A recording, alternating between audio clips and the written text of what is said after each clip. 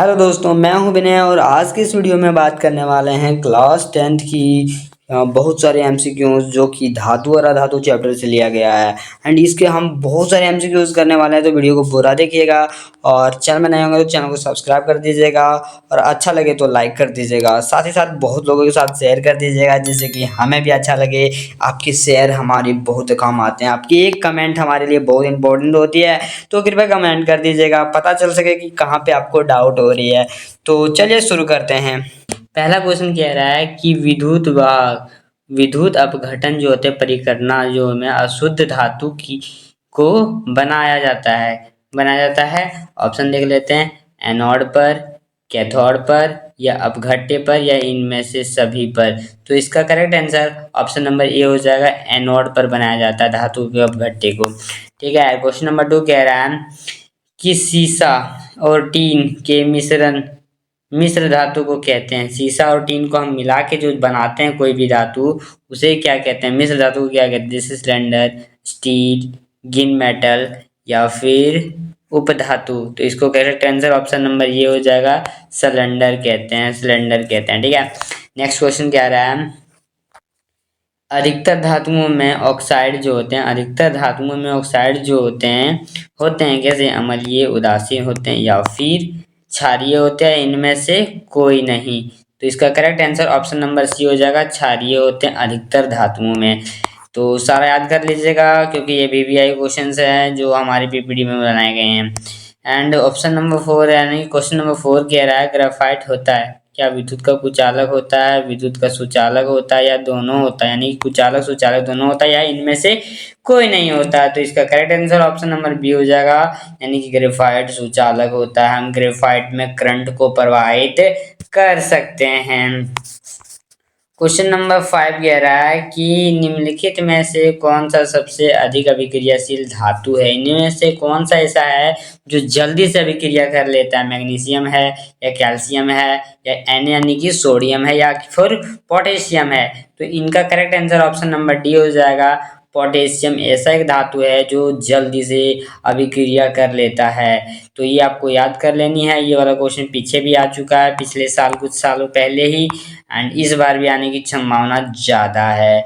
Question number 6 कह रहा है इनमें से कौन से उपधातु होते हुए भी चमकीला होता है? यानी कि अधातु होते हुए भी चमकीला है। अधातु की बात हो रहा है यहाँ पे, मर चमकीला है।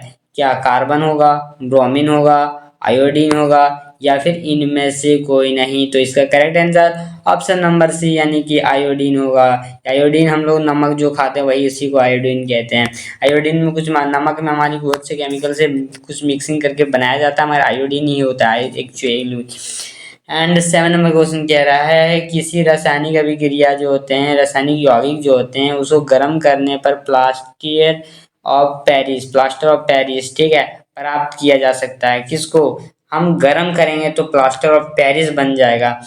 देखो, विरंजन चून को, या जिप्सम को, या चूना पत्थर को, या कच्चा चूना को। तो हम लोग जिप्सम को गर्म करेंगे ना, तो हम बना सकते हैं प्लास्टर ऑफ पेरिस, जो कि हाथ को बैंडेज नहीं करता। हाथ किसी का हाथ टूट जाता है तो व्हाइट कलर का जो चढ़ाया जाता है ऊपर में, जो उसको ही प्लास्टर चूना जो चूना रहता है वो प्लास्टर ऑफ पेरिस होता है, जिप्सम का बनता है। ठीक है। एंड क्वेश्चन नंबर 8 क्या रहा है कि सबसे अधिक सक्रिय धातु कौन सा होता है? सबसे अधिक सक्रिय धातु होना चाहिए, सक्रिय होना चाहिए, याद रखना सक्रिय। क्वेश्चन में ये ध्यान देना कुछ उस वर्ड को, नहीं तो आपको गलत करा सकते। जैसे पोटेशियम है, सोडियम है, लोहा है। एंड ऑप्शन 4 कह रहा है तांबा है। तो इसका correct answer option number A हो जाएगा, पोटेशियम। सक्रिय धातु का एग्जाम्पल पूछ लेगा आपका एग्जाम में कि कौन है, तो ये पोटेशियम ही आपको करना है। ठीक है। एंड क्वेश्चन नंबर 9 कह रहा है कि लोहा जो है एम इस्पात के जिंक से सुरक्षित करने के लिए, जंग जो लग जाता ना, जो पानी में हम किसी लोहे वाले पदार्थ को रख देते जो बाहर से जंग वाला भूरा भूरा रंग से जंग जाता है, उसी को जंग लगने से सुरक्षित रखने के लिए उनकी इस धातु की पतली परत चढ़ाई जाती है। हम उस पर कौन सी लेयर चढ़ा दें जिससे वह जंग से बचा सके? तांबा की, चांदी की, या सोना की, या जिंक की? तो इसका correct answer option number D हो जाएगा।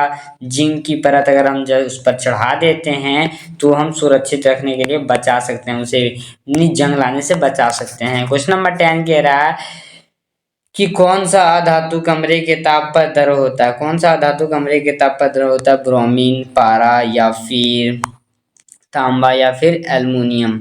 तो हम कौन सा धातु हम बात कर रहे हैं जो कमरे के ताप पर द्रव होता है, तो इसका correct answer option number A हो जाएगा, ब्रोमीन। ये आपको डायरेक्ट पूछे जा सकते हैं, पिछले 2-3 साल से ऐसे क्वेश्चंस आ रहे हैं कि कौन सा ऐसा धातु है जो कमरे के ताप पर द्रव होता है, तो ब्रोमीन। इसमें आपको क्लिक करना है या फिर सही करना है या फिर रंग करना है, वहां पे तो फिल करने का आएगा ऑप्शन, एंड यहाँ पे है आपको सही करने का।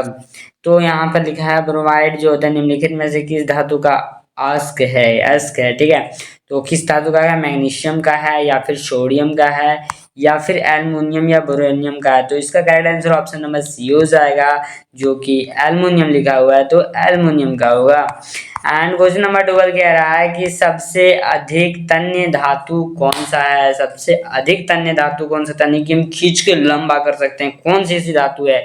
एल्युमिनियम से है, तांबा है या फिर चांदी है या फिर सोना है। तो सबसे पहले इसका हो जाएगा करेक्ट आंसर डी, यानी कि हम 1 ग्राम सोने से हम 2 किलोमीटर हम तार खींच सकते हैं। ये आपके एग्जाम में डायरेक्ट पूछे गए हैं क्वेश्चन, जो कि हो सकता है पीपीटी में होगा भी और नहीं होगा तो कोई बात नहीं, मगर ये आपको याद रखना है कि 1 ग्राम सोना से हम 2 किलोमीटर तार खींच सकते हैं।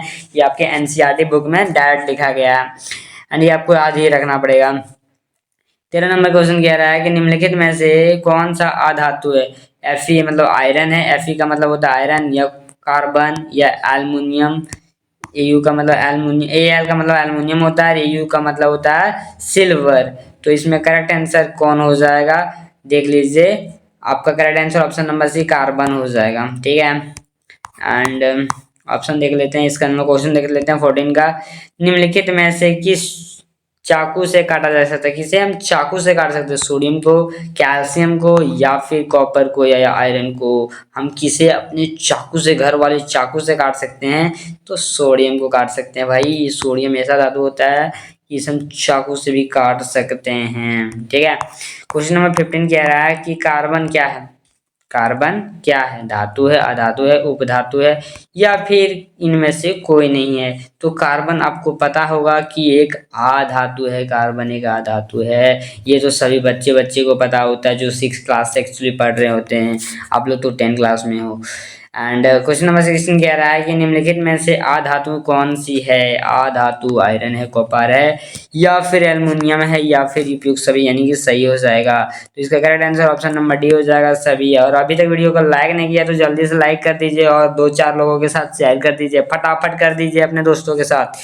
और 17 नंबर क्वेश्चन कह रहा है शुद्ध रूप से धातु की सतह कैसी होती है।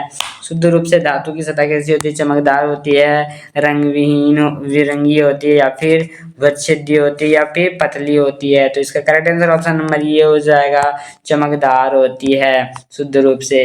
18 नंबर का क्वेश्चन कह रहा है धातु की पतली तार के रूप में खींचने की गुण को क्या कहते हैं। तन्यता कहते हैं, कार्बन कहते हैं या फिर आयरन या जिंक। तो तन्यता कहते हैं, हम किसी को खींचते हैं तो तन्यता के कारण हम उसे खींच सकते हैं। क्वेश्चन नंबर 19 कह रहा है कि 1 ग्राम जो होते हैं सोने से कितने लंबे तार बनाया जा सकता है। देखा 1 ग्राम सोना से कितना, अभी तो मैंने पिछले पार्ट में डिस्कस किया था इस क्वेश्चन के बारे में, जो कि 2 किलोमीटर का करेक्ट आंसर हो जाएगा। ये 2000 कितना में पूछा गया है, यानी कि एग्जाम में डायरेक्ट पूछ रहा है। ये 2-3 साल से, मतलब 1-2 साल छोड़ के, तो हो सकता है कि इस बार भी एग्जाम में ये डायरेक्ट पूछ ले। तो ये वाला एग्जाम 2025-26 में आने वाला के चांसेस ज्यादा हैं। तो कृपया ये वाला क्वेश्चन को एकदम 100% ट्रस्ट लीजिएगा, या तो फिर याद कर लीजिएगा या तो फिर VVI या स्क्रीनशॉट ले लीजिएगा।